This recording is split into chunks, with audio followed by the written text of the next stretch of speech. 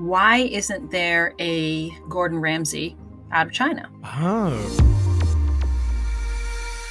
Welcome to Mosaic of China, a podcast about people who are making their mark in China. I'm your host, Oscar Fuchs. We talked briefly in last week's episode with the fire engineer Michael Zee about the delights of British cuisine. But for today's episode, we're moving on from the likes of steak and kidney pie with baked beans on the side to the equally majestic world of global fine dining. Today's episode is with Crystyl Mo, who is not only an expert in gourmet cuisine, but is also a coach. And maybe it's because of this that our conversation today spans not only the life of a professional foodie, but also the story that has got Crystyl to where she is today, the China Academy Chair at the world's 50 best restaurants, one of the most highly sought after positions in the world of food. As part of this story, we talk a lot about Crystyl's somewhat unconventional childhood, but I think the impression we leave is a little unbalanced. So I wanted to add this quick disclaimer right from the start that Crystyl did feel incredible love and devotion from her parents as a child. There are some other updates about Crystyl that I need to mention, but I'll save those until the end of the episode. So let's get on with it. So I'm here with Crystyl Mo. Thank you so much, Crystyl. Thank you. I'm excited to be here. Me too. You are Crystyl Mo and you are, how would I complete that sentence? Foremost, right now, I am a life coach and public speaker on issues around self-awareness and mindfulness and meditation, and how that overlaps with my other career, which is in food and fine dining and restaurants. Got it. And it reminded me of Michael Zee, who was the person who introduced you. Instagram celebrity, Michael Zee, love you. Yes. I would like to hear more from my friend Crystyl Mo. She is the chair of Asia's 50 Best Restaurants. She's extremely eloquent and she's just been someone that I've immediately clicked with. How did you meet Michael? We must have crossed paths several times at food events. He's just the ultimate food writer and food celebrity. And beyond that, we have a very similar worldview politically and culturally. And so we just totally hit it off. I adore him. I don't get to spend enough time with him, certainly not now. He's just really knows his stuff. Absolutely. Well, before we get any further, the first question I would ask you is, what object do you have with you that in some way represents what you do in China? Like I said, I work in food and I am the Academy Chair for the world's 50 best restaurants, which is a very prestigious role. So in order to evoke that and my career for 15 years as a food journalist, I chose for my object a knife, which represents, food and cooking and dining, and also pain and separation, which was a part of being an expat for over 20 years, being cut off voluntarily, but also in some ways psychologically forced to, because I was escaping from the difficult parts of my childhood and my relationship with my parents. So there's a lot going on with this knife. And this happens to be my mother's knife, which she's had for many, many years, which I wouldn't have had if I was still in China. Wow. So that's what I've chosen. And so tell us, where are you right now? Because you have been stranded outside of China, right? I have been stranded outside of China. I am in my childhood home in Cambridge, Massachusetts, and I'm sitting here in my childhood room, actually. This is where I slept from age 5 to when I went to college, 16. I went to college early. So this is really interesting. And behind me is one of my mother's paintings. My mother is an artist and a writer. Right. And my daughter is sleeping in a loft above my head. She's not sleeping. Oh, she's not sleeping. Great. With that knife in mind, you mentioned that you were part of the top 50 restaurants. So could you explain what that situation is? So the world's 50 best restaurants is a organization that started, I think, about 18 years ago in London. It was started on a lark by two young guys who wanted to create an award list for restaurants that wasn't so stuffy and traditional like Michelin, but represented the kind of restaurants and food that young people wanted to eat, but was still an incredible experience. So they were seeking a new academy chair for China, and I had been a food journalist in China for about 15 years, and my name was suggested to them. They contacted me. I hadn't really known very much about the world's 50 best restaurants when they wrote me their first email. I didn't really know what it was. I was very, very busy. I think I was still the food editor for Time Out Shanghai, producing like a 16-page section every month and just flat out. And I was like, I really don't need another volunteer position. So I never replied to them. And then they wrote me 3 more times. And then finally, the woman who had recommended me called me, was like, Crystyl, can you please just like return their email? I was just like, fine, I'll reply. And then we had a call. Anyways, it was a funny story because I was quite clueless about the opportunity that was presented to me. And eventually I learned that it was, one of the most highly sought after positions you could possibly have in the world of food. And you are suddenly invited to restaurants and events all over the world with Right. the most genius chefs. I mean, it's been an astonishing ride. Well, you played hard to get, Crystyl. It's a lesson that we can all learn. Yes, they actually loved it. They were definitely far more interested because they were like, wait, you don't want to do this? Maybe it's similar to how I got you onto Mosaic of China, but that's elevating my status a little bit too high, I think. Wonderful. So what does that role entail for you on a practical level? Okay, well, right now, because of COVID, we are not doing our regular events. But during the 3 years when we were, I would probably once or twice a month travel to visit incredible chefs and restaurants around the world. I'm assuming that you also visit chefs and restaurants within China too, right? Yes, absolutely. Previous to being the Academy chair, I focused almost exclusively on domestic chefs and restaurants. In fact, when I discover a great chef in China, I would say it is the most thrilling because there's not enough chefs at that level in China. So if I discover one in China, it's mind blowing. Why isn't there a Gordon Ramsay out of China? Why isn't there a Massimo Mm. Bottura? Why isn't there a Rene Redzepi? With a country of over 1 billion people and 5,000 years of history and the most celebrated cuisines in the world, recognized by chefs, where are our leaders? And the thing is, we don't have a single mainland Chinese chef who's known globally. Mm. Why is that? And there's many reasons, but one crucial one is that we had a civil war and we had the Cultural Revolution. And so people did not continue this legacy of fine dining or exquisite cuisine during that time. And people still do not think of being a chef as a respected career. So if you are a brilliant person who gets into a top university, you will definitely not become a chef. Mm. And the type of people who become chefs are, like my husband, people who were failing out of school. So basically, when he was little, he was a very poor student because he had a horrible, abusive teacher. And so his choices were basically some kind of vocational school or the army. And he chose to go to a culinary school, not because he had any interest in food or cooking. It was basically just a way to make a living. Mm. And for most chefs of his generation, and also even now, that is their story. They are not passionate about food. As soon as they get off work, they go home and make, fang bian mian. How interesting, because that explains, I think, the experience that someone like me would have maybe going to a fancy restaurant in China where you do get really good food, but then there's often that disconnect, right? Where you can tell that the waiter there doesn't really care about what he's serving you. Right. Even though the food might taste great, but they're not creating a fine dining experience. The chef is not obsessed with every ingredient. The chef is not thinking, I can't wait to wow every diner. There are definitely becoming more and more. For sure. But the question of why there aren't already, hundreds of well-known chefs is that the social status of chefs is still very low.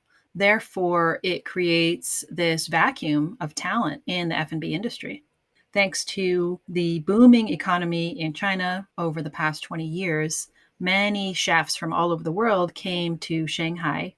Shanghai definitely is the heart of fine dining in China, to open their own restaurants. And they trained a lot of local chefs, and they also just brought the idea that being a chef could be a very prestigious career. You can be considered an artist, you can be considered a thought leader in the greater society, not just in your one restaurant. And so there are starting to be Chinese chefs who were influenced by that, who are inspired by that. So you have five-star hotels, which were some of the first to open fine dining restaurants. And so this created a F&B scene, which I think is extremely sophisticated and can compare with many other top level cities around the world. Right, and what you're describing is not dissimilar to what happened in the UK. You know, you mentioned Gordon Ramsay. It was only him and his predecessors over the last 20, 30 years that did the same thing in the UK, except in the UK, you know, we had a cuisine which most people across the world would laugh at. If we can say that there are the likes of Gordon Ramsay from the UK, then it's only logical that there should be the same coming up from China, right? It is inevitable. You know, we're taking for granted that you are this writer here in China, knowing about the food scene, knowing about restaurants, but how did that come about? Were you always in this world? Not always. I had this romantic idea that I wanted to be a writer, and it's hard to get paid as a writer. So, one shortcut is to become a journalist, where at the time at least, journalists could make a living. Now it's very difficult. But at that time, traditional media was still booming.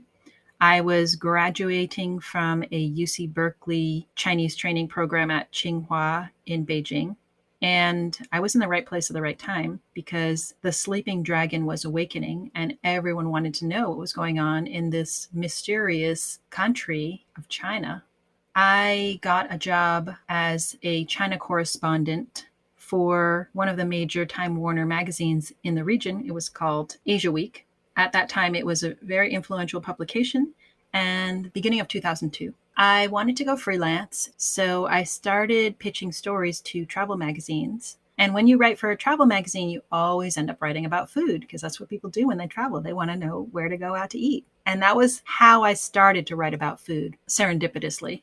I just started writing a bit about restaurants. And as I started writing about restaurants, I discovered that I knew a lot about food and cooking. And that was from my childhood, growing up with a creative artist, chef, mother, an organic garden, and making everything from scratch, from grinding our own wheat to make bread, to making tofu, to never having any processed food in the house. And so the fact that I grew up learning about that way of cooking actually gave me a huge advantage in writing about the trendy ways of cooking now. I'm very grateful to my mother for being this super far out home cook. Let's go into that story then, because obviously you do have some Asian ancestry, I can tell, of course. What is your family story? My mother is originally from Shanghai. She came to the US when she was a teenager. My father's from New York, and they grew up in these very opposite families in some ways. My mother was very poor. My father was born into a very wealthy New York family.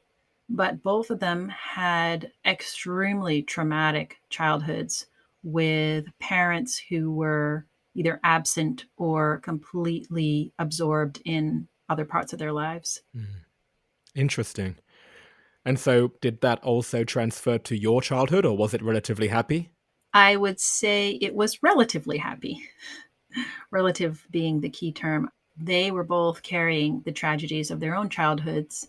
A lot of my parents' pain was in the atmosphere of the home. And I carried that with me very much. And I was also treated like an adult from the time I could walk around. In some ways, I loved that. I had total independence, but I also had no guidance. For example, from the time I was 5, I was going on the subway by myself. Nobody to make me breakfast, nobody to dress me. I would take myself to school. We had a bare bones house with no heat in Boston. So I was freezing all winter long. I couldn't sleep. I had no one to take care of me. I took care of myself. My mother cooked a lot. We had wonderful food. I certainly wasn't starving, but I had rags for clothes. I never had a decent haircut. I had a lot of crazy people living in my house because my father is this incredible Jesus-like figure who wants to save everyone from schizophrenic people to alcoholics and drug addicts to just very emotionally damaged people who we would have in the home all the time, which drove my mother absolutely crazy. It was a very chaotic childhood. In retrospect, I realized how unsafe I felt. Although I did feel love from my parents, and they were certainly never intentionally abusive. They didn't scream at me, they didn't beat me, they respected me deeply, but they respected me as an adult to just get everything done on my own. Gosh. So I'm guessing that with that background, you were destined to be somewhat of a loner. Like, I'm just thinking about how you could possibly fit into a corporation. Do you have a visceral reaction against that kind of mainstream life, or actually do you long for that kind of life? That is a good question. I don't long for that life. I would say I'm pretty anti establishment and anti mainstream. The biggest reason, though, that I don't fit into corporate life is that I am nocturnal Oh, and I operate on a nighttime schedule. My whole life, I've been nocturnal. My mother's nocturnal. Her mother was nocturnal. So it is very hard for me to wake up and go to an office in the morning. goodness. I've never heard somebody like give themselves that title. I've heard people who are like, oh yeah, I tend to function better in the evenings. I'm a bit of a night owl, but you are wholeheartedly embracing this as a way of life, are you? I am. And as a coach, one of the things I studied learning more about bio individuality is that we don't need to go by when the sun comes up and goes down. When you realize what your ideal circadian rhythm is, it gives you a lot more power. For a long time, it's almost shameful to not wake up in the morning in this society. Like, people would really look down on that. And I'd always try to hide that fact. So people would be like, oh, I'll call you tomorrow at 9. I'd be like, oh, I'm busy. Now I'm like, I will be asleep. Instead of having some kind of shame around that, like, I get as much, if not more, done each day as anyone else. I just do it during different hours of the day. Well, I can definitely see the strands between what you do now and your previous life. And thank you so much for sharing that part of your story. How did then you parlay this into what you're doing now in terms of coaching? Like, is it because when you deal with people who work in the restaurant industry, the archetype is that there are very high strung chefs? They are this angry, abusive, short tempered, impatient people. Is that just me creating a silly analogy, or is that where it first came from? It's not, but there is a relationship. Chefs have definitely lots of psychological issues. They have a lot of relationship issues. They don't see their family enough. There's so many divorced chefs. There's chefs who never see their kids. My epiphany was not sudden, but what I came upon was I was going to these very, very crazy exclusive experiences at restaurants around the world where literally you will be picked up from the airport in a limo and then taken somewhere, maybe by helicopter, to this $1,000 meal with caviar and wine pairings and luxury for the sake of luxury. And that didn't feel like my purpose. And so that's when I started thinking, I don't know if I want to continue doing this. I want something that really resonates with my purpose here during this short time I have on the planet, which is to help other people heal and to heal myself. Hurt people, but healed people heal people. Nice. I won't ever say that I'm fully healed, but I want to be on that journey. And so some chefs started to ask me to come to their restaurant and give mindfulness workshops. And so I gave a workshop at the #1 restaurant in the world, which is called Mirzor in southern France, on mindfulness and on dealing with issues of childhood trauma, even like really asking some hard questions in a half-day workshop with their staff. Right. That is a great combination. The idea of using your knowledge of the restaurant industry to then give them some coaching, which actually can be relevant in that world, that is a great niche to springboard your career into the next stage. It's nice for you to talk about that because I think otherwise people would look at your life, as you said, you're going from helicopter to amazing meal. And it is good to know that there is something else going on. Thank you so much, Crystyl. On to part 2. Good. Well, part 2, it is the same 10 questions that I ask everyone. Are you ready? I am. Okay, let's start. What is your favorite China-related fact? My favorite China related fact is The longer you stay in China, the more you realize how little you know about China. Because you've been in China now how many years? 23 or 24? Oh, is that all? Yes. And were you the kind of person who at the beginning you were the super expert and you thought that you knew everything, or did you always have that humility from the start? I never thought about how much I know or don't know, but I have definitely met many people who feel they know a lot. Yeah. Can you remember one particular aha moment that you had this transition from, oh wait, what I thought I knew actually is 100% the opposite way around? One interesting thing I learned is that when I first came to China, I thought that the US was perfect. And so coming to China and hearing another perspective on the US, seeing global geopolitics from outside the US was a very big aha moment. Yes. This is when American exceptionalism clashes with China exceptionalism. Question 2. Do you have a favorite word or phrase in Chinese? A phrase that I love is "ma fan yi," which is a very polite way of saying "so sorry to trouble you." And Americans don't really say this. We wouldn't off the cuff kind of say, "Oh, I'm so sorry to trouble you." But in Chinese, that's very common. Like when you ask somebody to do a favor or when someone just does something nice for you, you can say "ma fan yi," like "I'm so sorry to trouble you." And it's just a very kind and generous kind of recognition of someone doing something for you. Yes.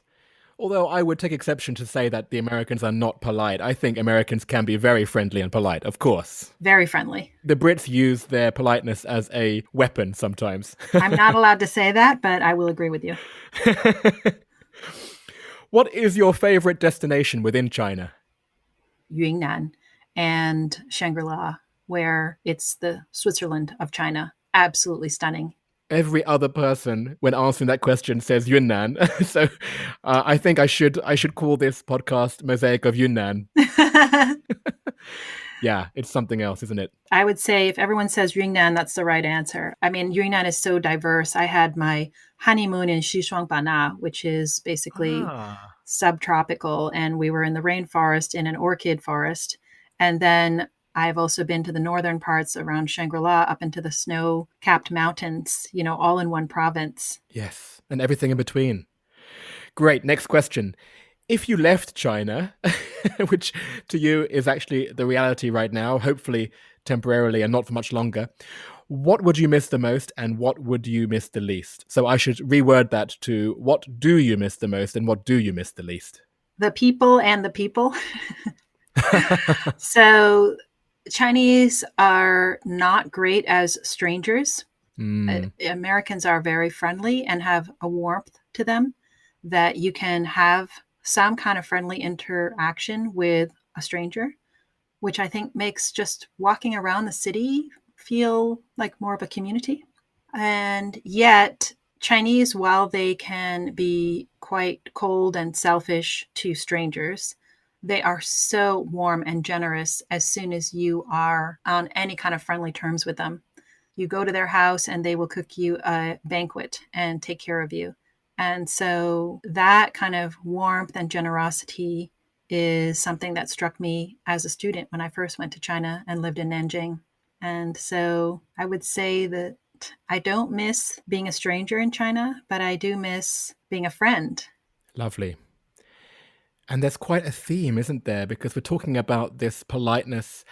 We're talking about it in the context of America, UK, and China. You could also throw in Japan as well. I think the Japanese and the Brits can be similar with a politeness, but it's still courteous. What they have in China, it lacks the courtesy. In many ways, it's more honest because, the Brits don't care about you as a stranger either, but you really feel it here, don't you? I wouldn't say I'd exchange it for British strangers either. They're both somewhat cold. Yes, Actually, I would prefer the Chinese one because you know where they stand. exactly, exactly. On the metro in Shanghai, you are going to be steamrolled by a Chinese stranger. In the metro in London, you're not going to have anyone making eye contact with you. It's a very different kind of rudeness. Right. Is there anything that still surprises you about life in China? No, it feels like home. Yeah. I guess the equivalent would be, is there anything that surprises you about life in the US in that case? More so because I have literally spent the last half of my life in China. So being here, there are more surprises.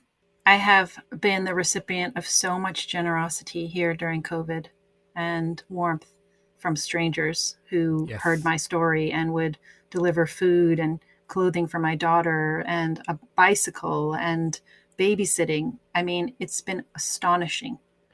And I've noticed as we've been talking that sometimes you refer to Shanghai as home and sometimes you're saying home as in the room you're in now.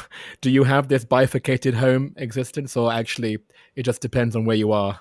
I very much feel that both places are home. I don't feel more or less comfortable. Nice. Next one's going to be a hard one for you. What is your favorite place to go out to drink or eat or hang out?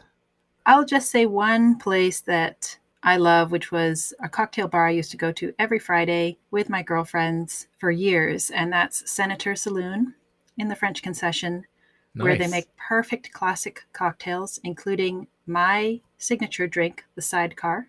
Ooh, my one is the basil gimlet there. They do a Oh, great basil yes, they gimlet. do.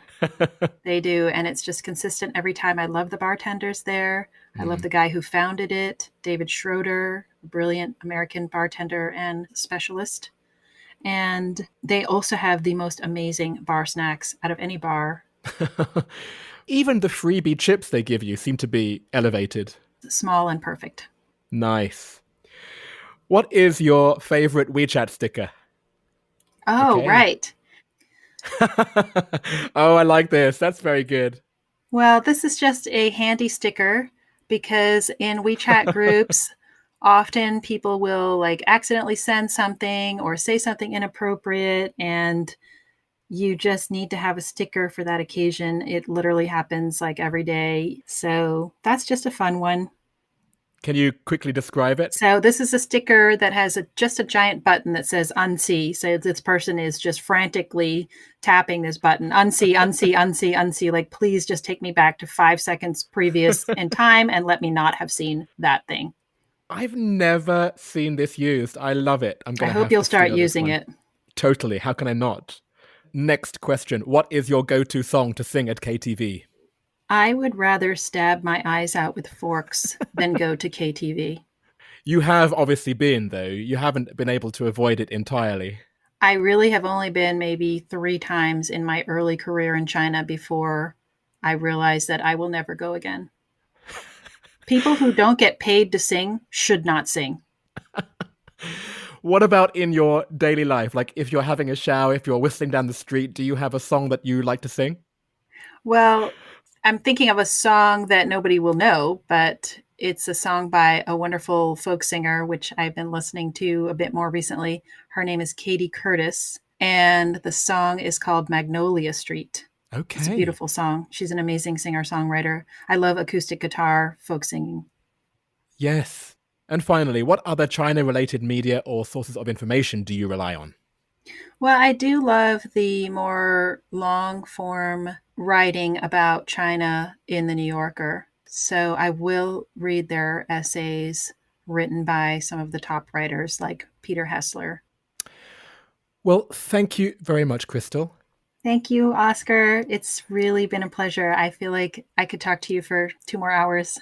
Thank you so much. The only question I would have left to ask you is, out of everyone who you know in China, who would you recommend that I interview for the next season of Mosaic of China? I would really love to recommend my dear friend Ricky Lee, who is a child prodigy businessman. Started his first businesses literally as a grade schooler. He's helped to build a natural gas line in Seattle, and he opened up a incredible fine dining restaurant in Shenzhen, where he hired a 3-star Michelin chef from California to be the head chef, Christopher Custo, from the restaurant at Meadowwoods. He's brilliant, he's very humble, he's a visionary, incredible businessman, and also a connoisseur. Wow, well, I thought that you had a busy life. It sounds like you've recommended somebody who is going to be equally hard to pin down. Thank you so much. He does schedule his day in 15-minute increments. Oh, wow. Okay, gosh.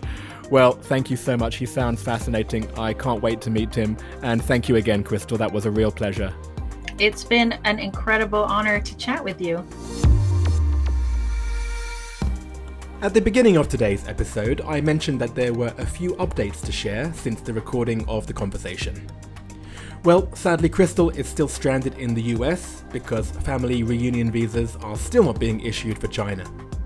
She has been running groups for people in the same situation on Facebook and WeChat this whole time, so please reach out to her personally if you'd like to be added. She would love to connect with you, or indeed with anyone who enjoyed this episode. And on a slightly happier note, Crystyl's husband, who is Chinese, was able to come to the States and return to China with their daughter Phoenix, who is a dual citizen.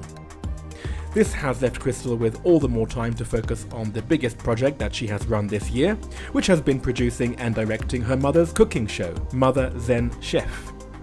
So if you want to check that out, head to the transcript for today's episode at the Mosaic of China website, where you can scroll to this part of the conversation for the direct links on YouTube, Facebook, and Patreon.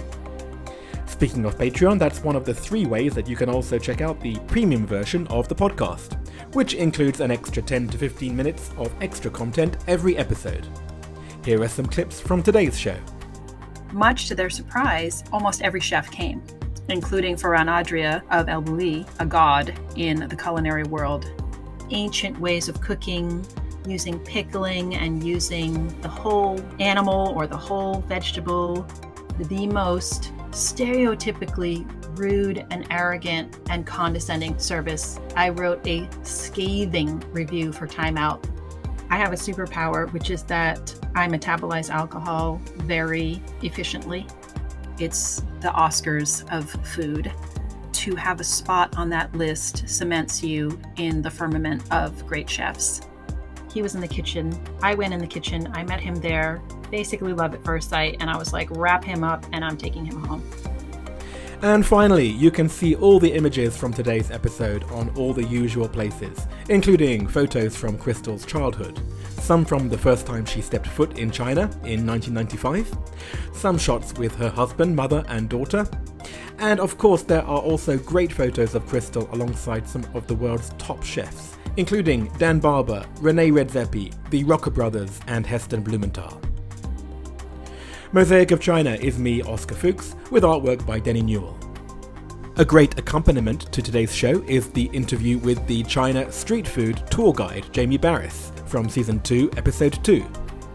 And you heard his voice at the beginning of the show. Well, you're about to hear it again because coming up is a catch-up recording with the Instagram food writer Michael Zee from Season 1, Episode 7.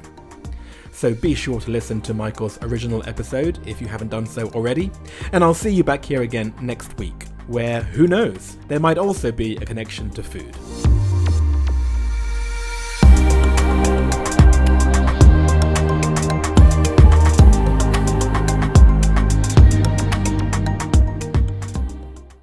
Hello, Michael. Hello. Back again. Here you are. You're not in the studio, you're at my house this time. For people who didn't necessarily hear our original interview, you are the man behind Symmetry Breakfast, the Instagram account. What was your story during COVID? I was having a haircut at the beginning of January 2020, and my barber is from Guizhou, and he was saying, have you heard about this virus in Wuhan? I was like, yeah, I saw it on the news. That is something we should keep an eye on. But I'm about to go on holiday to Australia. And whilst we were in Australia, it all started kicking off in China. Everything was starting to go into lockdown. And so we were kind of watching it and looking at the news every minute of the day. We got to the end of the 2 weeks in Australia and we just made the decision to delay returning. So we went to Indonesia and then Mark had to go to Europe for work. So we came to Europe and 7 weeks later we ended up back in Shanghai after a lot of our friends said, it's fine, just come back. So I actually came back before they asked me to quarantine. So I came back and I just went home. And it was only a few weeks after the borders were closed. It's very difficult to be in this position as a social media share-all position. That was exactly what I was going to ask you, yeah. When actually my 2020 was pretty good. Yes. And so I've been very cautious not to go overboard with, oh, my life's totally normal, having a great time, because I understand a lot of people are not in that situation. And I took a step back from social media. I've been definitely a lot less on Instagram and social media, and just kind of taking it day by day. Sometimes it's better just to be quiet. Which is interesting, because during our original conversation, you were saying how there is no job description. You've made this job yourself, and there's no off-ramp either. You don't know how this is going to end. You can't pass it off to anyone. You are Symmetry Breakfast. So did this give you a little bit more insight into that end game? Absolutely. I think I should have this escape route, because ultimately people get trapped in social media because it's their income. I came to China 4 years ago, and I remember my agent emailed me a matter of months later saying, are you ready to write a book about China? And I was, no, of course I'm not ready. But then 4 years later, maybe, yeah. Okay, I feel I do have a lot of knowledge. I do have a lot of opinions and perspective. I think I'm ready to do another project, another book, or something that's more than just Instagram and breakfasts. Yes. And we're leaving Shanghai. Now going to Italy, it's how do I continue that energy, and I have to just go for it. Are you going to have to finish everything while you're in China? I'm definitely putting projects into work now with the hope that I'm going to be able to come back September, October for research and for planning around those projects. I haven't really seen any significant research on Anglo-Chinese food. There is just not the same breadth and depth compared to American Chinese food. That is something I really want to explore. If I'm going to be back in Europe and back in the UK, I can use that to interrogate my dad about those sorts of stories. And so I'm excited to see how moving away from China physically can actually bring out certain projects that will enable me to come back. Yes. And of course, you're going from a country with a very important food culture to another country with a very important food culture, right? Do you think that when it comes to Italy, there's going to be some connections that you haven't thought about? At the moment, I can only think about the parallels. They're both very hyper-local cuisines, very specific to certain communes or provinces or regions, and they're both very much grounded in a sense of provenance and seasonality. But what I don't see in Italian culture that is so prevalent in Chinese food is this connection to health and food as medicine. I don't know if actually any European culture has such a strong connection to health. I'm definitely going to go to Italy and probably still drink a lot of hot water. Yeah, you can't take that out of you now. No. Well, what little tidbits have you learned? I guess this will be my last question for you. In the 2 years since we last met here on Mike. Ooh. I think the biggest thing is that for every stereotype, it's also completely untrue. I've been to places like Chengdu, and you meet people who hate spicy food. Oh, right. And I follow other Chinese food writers and Western food writers who write about China, and they say things like, Chinese people don't eat salads. With every statement about China, the opposite is true also. Right. For me, some of the best food in the world is Chinese, and some of the worst food in the world is Chinese. And there's no right or wrong here. China is the most beautiful and the ugliest country. People here are the nicest and the meanest. And you can't make a generalization. Well, this is the stage you should be, having been here for 4 years and are on the way out. You have to be leaving under a cloud of confusion. Because if you were leaving like, oh, I know China, then you're not doing it right, Michael, right? Why would we even try and encapsulate a country where you meet a nice Chinese person, you meet a bad Chinese person, just like you would anywhere else? Anywhere else.